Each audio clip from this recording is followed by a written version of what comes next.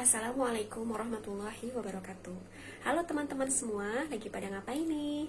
Yuk kita isi waktu luang kita dengan membaca dan mendengarkan kisah yang menarik dan penuh dengan manfaat. Hari ini izinkan saya, Ibu Desi, untuk menceritakan kisah dari buku 24 Nabi dan Rasul Teladan Utama yang judulnya Tantangan Umat Pembangkang, Nabi Nuh, Nabi Hud, dan Nabi Soleh. Sekarang Ibu akan bacakan dulu kisah tentang Nabi Nuh ya. Yuk kita baca sama-sama. Bismillahirrahmanirrahim.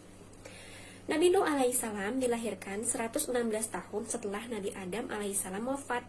Sebelum kehadiran Nabi Nuh, hiduplah 5 orang yang soleh yang berada di dalam kaumnya. Mereka bernama Wad, Suwa, Yakut, Ya'uq, dan Nasar. Kelima orang itu dihormati kaumnya karena keadilan dan kesolehannya. Kemudian kelima orang itu meninggal dunia. Lalu kaumnya sangat bersedih. Suatu hari datanglah iblis yang menyerupai laki-laki. Kemudian dia menawarkan untuk membuat patung yang menyerupai kelima orang soleh tersebut. Tahun demi tahun berganti. Patung yang tadinya hanya digunakan untuk mengenang kesolehan kelima orang tersebut disalahgunakan oleh anak cucu kaum itu. Patung-patung menjadi benda keramat dan diyakini sebagai Tuhan yang dapat mendatangkan kebaikan dan menjauhkan dari mara bahaya. Nah, pada saat itulah Allah Subhanahu wa Ta'ala mengutus Nabi Nuh di tengah-tengah kaum itu. Kaum itu bernama Bani Rasid. Nabi Nuh alaihissalam berdakwah kepada kaumnya agar kembali menyembah Allah Subhanahu wa Ta'ala. Dakwah Nabi Nuh ini ternyata menuai ejekan dan hinaan dari para pemuka kaum penyembah berhala. Nabi Nuh terus berusaha mengajak mereka dengan berbagai cara, namun hanya sedikit saja kaumnya yang mau mengikuti seruannya. Nabi Nuh alaihissalam terus berdakwah tanpa lelah. Sejak saat itulah, benih-benih kebencian mulai timbul di hati para pemimpin Bani Rasid. Hai Nuh, kami tidak melihatmu kecuali hanyalah seorang manusia seperti kami. Kami pun tidak melihat orang-orang yang mengikutimu, melainkan orang yang hina di antara kami, yang mudah percaya. Kami tidak melihat kamu memiliki sesuatu kelebihan apapun atas kami. Bahkan kami menganggapmu sebagai seorang pendusta. Ejek salah satu pemimpin kaum kafir tersebut.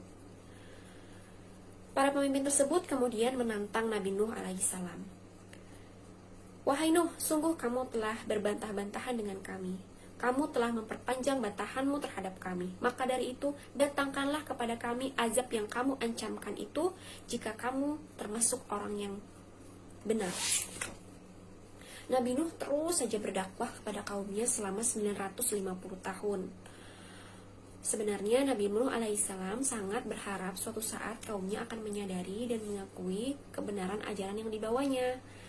Harapan Nabi Nuh alaihissalam ternyata tidak menjadi kenyataan. Suatu hari turunlah wahyu dari Allah Subhanahu wa Ta'ala kepada Nabi Nuh. Ketahuilah, tidak akan beriman di antara kaummu kecuali orang-orang yang beriman saja. Karena itu janganlah engkau bersedih hati tentang apa yang mereka perbuat. Quran surat Hud ayat 36. Akhirnya Nabi Nuh alaihissalam memohon agar Allah Subhanahu wa Ta'ala menurunkan azab kepada kaumnya yang begitu sombong dan keras kepala. Nabi Nuh alaihissalam berdoa kepada Tuhannya, ya Tuhanku, janganlah engkau biarkan seorang pun di antara orang-orang kafir itu tinggal di atas bumi. Sesungguhnya jika engkau biarkan mereka tinggal, mereka akan menyesatkan hamba-hambamu dan mereka hanya akan melahirkan anak-anak yang jahat dan tidak tahu bersyukur. Allah Subhanahu wa Ta'ala kemudian mendengar doa Nabi Nuh. Allah Subhanahu wa Ta'ala memerintahkan Nabi Nuh alaihissalam untuk membuat sebuah kapal.